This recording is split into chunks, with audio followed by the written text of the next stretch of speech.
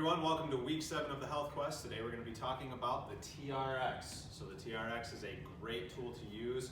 It just incorporates your body weight and gravity for the resistance, whether you want to make it easier or harder on yourself.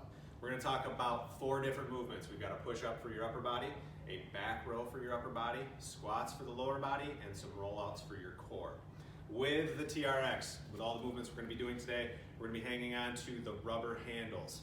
So with this, starting off on a push-up, facing towards you guys, the higher you are, the easier the movement's going to be. The lower you are, the harder the movement's going to be. So with this, we want to make sure our feet are going to be shoulder width to start off. It's going to give you a little bit more base, keep you a little bit more control.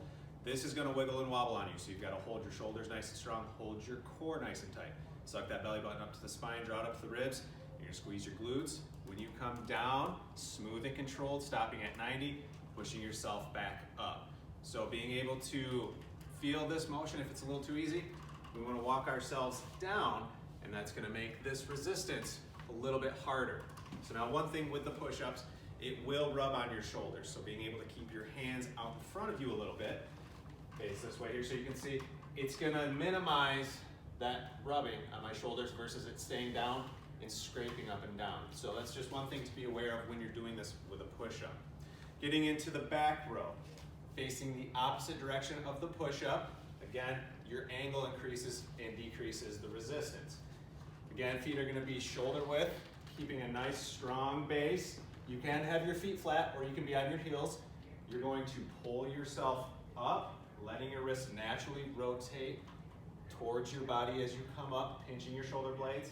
Again, if that's too easy, you're going to lower yourself down, make it a little harder on yourself. With this, you don't want your hips to drop down and you don't want to arch up. You want to maintain good strength through that core. So making sure, again, that belly button's tight, squeezing the glutes.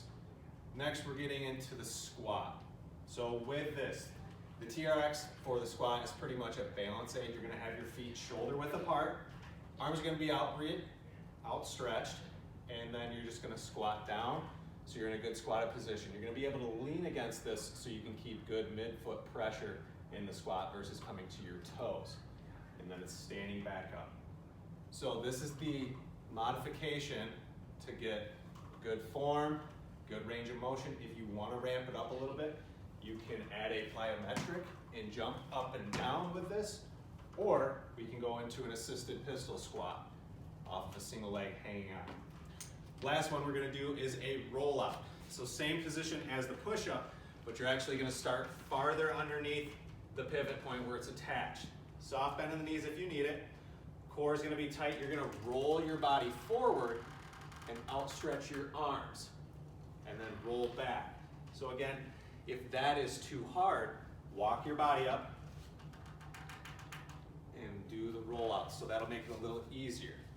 If you start going out and your arms are too far outreached and you feel pressure on your back, don't reach the arms out as far. Don't let your body extend out to a point where you start to feel that. Go just before it. So with the TRX, this is a great tool.